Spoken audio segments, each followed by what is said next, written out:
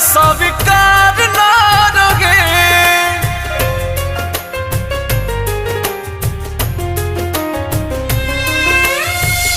किस्मत में हमानी के प्यार ना रहे, विधनों के शायद स्वीकार ना रहे। हमारे शादी में न आई हा तू हमारा घरे,